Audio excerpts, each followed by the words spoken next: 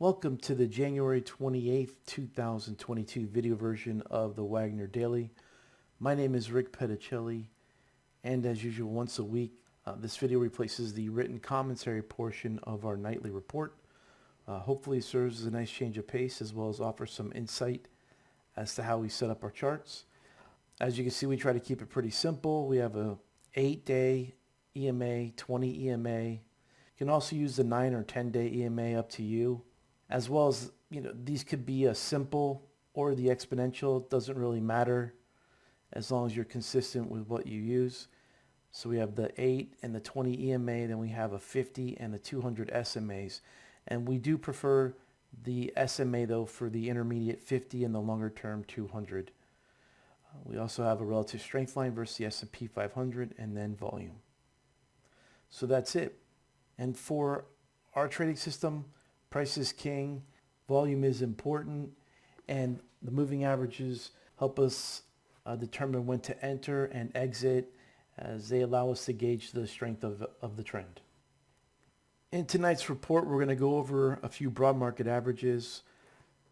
There are no open positions in the model portfolio, so we'll skip right to setups that could be in play during the next few days.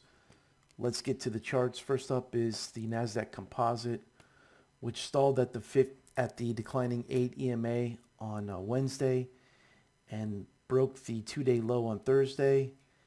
And with Thursday's close, looks like it could be headed to the 13,000 area where there's support from prior lows. And if we go to the hourly chart, we see the price wedged up for a few days and then broke this uptrend line. And then it banged its head up here against the 20 EMA, and now it broke down beneath the last swing low on the hourly. Unless the Nasdaq can break this downtrend line and get back through the 20 EMA on the hourly, odds are that it's headed lower. The S&P 500 also stalled at the 8 and 200 day MAs on Wednesday. Still holding on to support though at the 4,300 area. But if the S&P is unable to reclaim the 8 EMA, it's going to continue to push the action lower and force it down until it breaks down below support. And on the hourly chart, the same type of action, price wedging higher, then a breakdown below the 20 EMA on the hourly, another rally up, followed by another breakdown.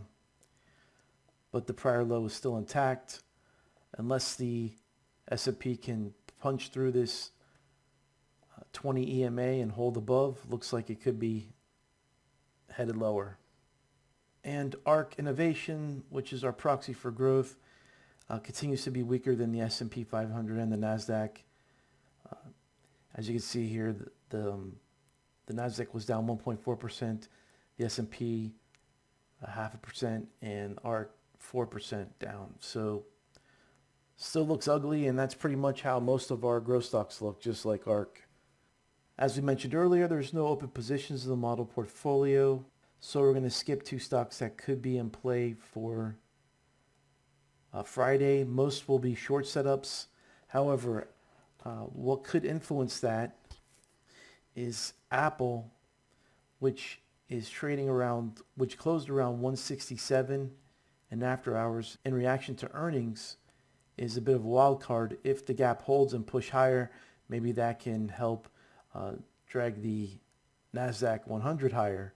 However, not many gap ups are holding lately, so the more likely scenario is that Apple gaps up. Assuming that it does hold its gap during the pre-market, it'll open somewhere near the 167 area, maybe around the 20 EMA, and maybe go higher for a few minutes and then reverse lower. Anything can happen, but in terms of a short setup, that would be ideal if the price were to maybe run higher for 5 to 15 minutes and then reverse lower. As for potential short setups, we have Plan, which reports 2/24, so earnings aren't in the way. We have a nasty sell-off off the highs, then a consolidation at the lows here, then a false breakdown, and then a rally into the 20. Look for the price to take out yesterday's low and continue to roll over. DLTR reports 3.2. broke the 50 MA and rallied into the 10, but was smacked back down here. And there was a tight inside day on Thursday. So if it breaks beneath the low of Thursday, could continue to sell off. D-Dog with an inside day at the 200 and the 8 EMA. As you can see here, the price has been smacked down for several days here in a row at the 8 EMA. So a break of Thursday's low could send D-Dog lower. And GS with an ugly gap down beneath support. Heavy volume, sells off and then bounces here. So a nice 2 to 3 day bounce. A break of the 2-day low would trigger the short entry. Also in play is LUV, especially if it opens a bit higher, as it bounced into the 50, sliced through the 50, and then bounced back into the 50 and 20, and stalled and broke Wednesday's low. So any kind of bounce into this 43 to 44 area could be shorted, looking for a return back to the prior low. As far as longs go, there isn't much out there. We're tracking XLE for pullback or bull flag like entries. And there are some commodity-based stocks. Andy, though it continues to stall at the prior high, 39, we have CF. Broke its downtrend line, but not doing much since. MOS just stalled at the prior high, and now it's just in a range between 44 and 38. Archer Daniels, a solid 3 days up in a row on big volume, and that is a move to new highs. From a wild shakeout to the 50. If the price action can bull flag out from here or maybe allow the 10-day MA to catch up, could be in play down the road. Nothing really going on right now.